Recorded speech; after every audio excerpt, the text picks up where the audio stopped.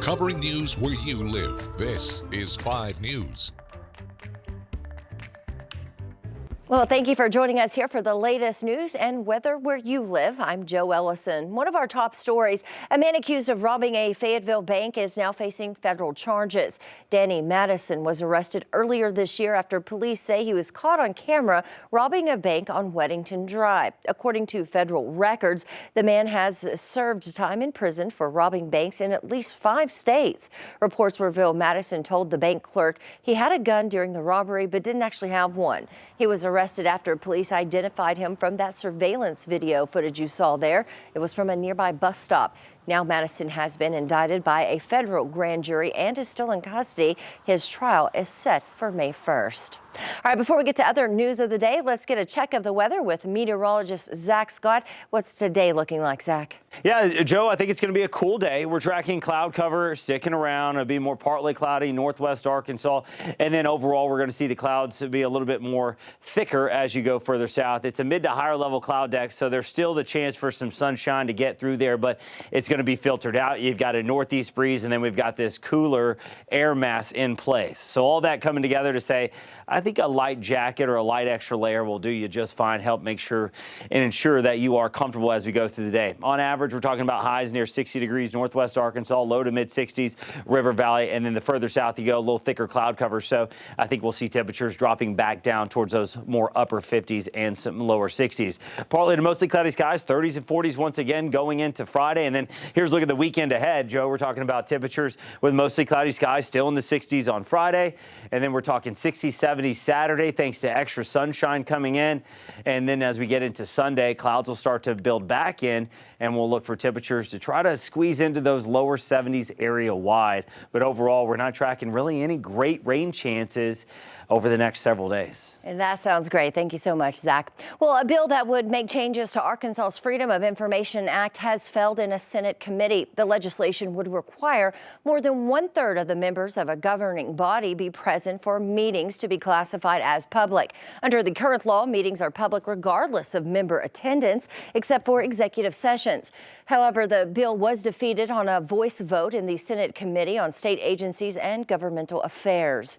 And a bill to add new restrictions to bathrooms across the state of Arkansas now headed to the governor's desk for her signature. If signed into law, it would rewrite the state's criminal code.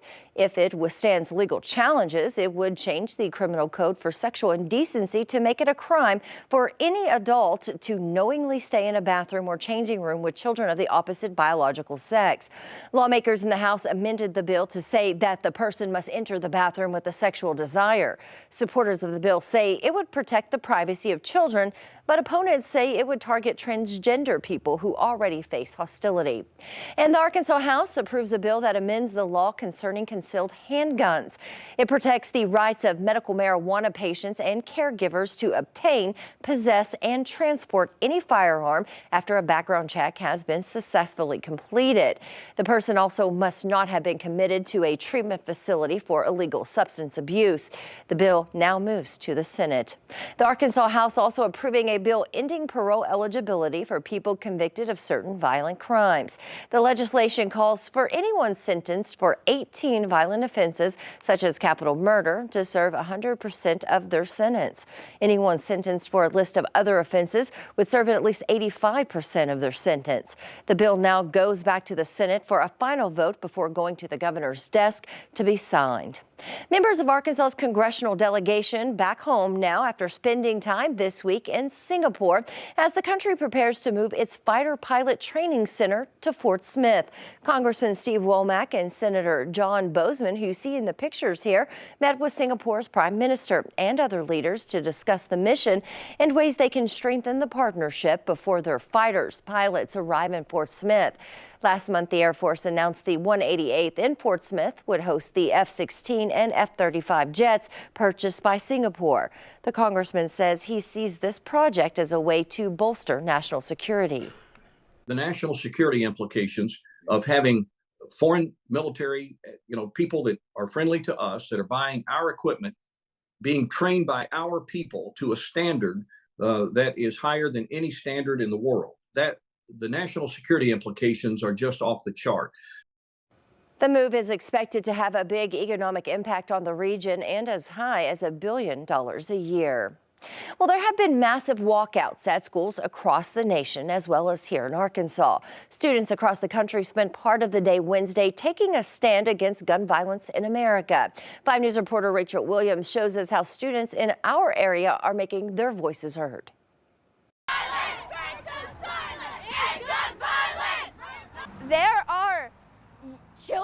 There are children dying from this.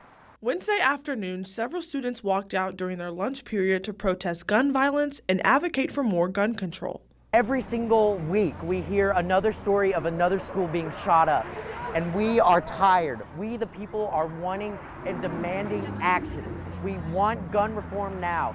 We are tired of living our school lives in fear. We are here to learn, and with the thought of, lockdown drills and, the thought that this might be the day we all die. In light of the deadly mass school shooting that happened recently in Nashville, Wednesday's peaceful protest happened at schools across the nation. April 5th is also near the anniversary of the Columbine High School shooting that happened in 1999. My little brother is 12 years old and he fears for his life every day going to school because something might happen to him. According to the national group Students Demand Action, gun violence is the leading cause of death in American children and teens. Students say they want lawmakers to address real issues in the state. And our government has overlooked this hundreds of times and have done nothing about it. It is easier to get a gun than to get ADHD medication. It is easier for an Arkansan to become a victim of gun violence and then to get their next meal. And I think those are real issues that they are not facing. In Fayetteville, covering news where you live, Rachel Williams, 5 News. Well, Ellen Wilburn with Fayetteville Public Schools says the district does not have an official comment on the walkout, but says these students were exercising their First Amendment right to freedom of speech. Well, thank you for joining us here today for some of the top stories where you live and weather. Make sure you catch up with us again tomorrow right here for more. Have a great day.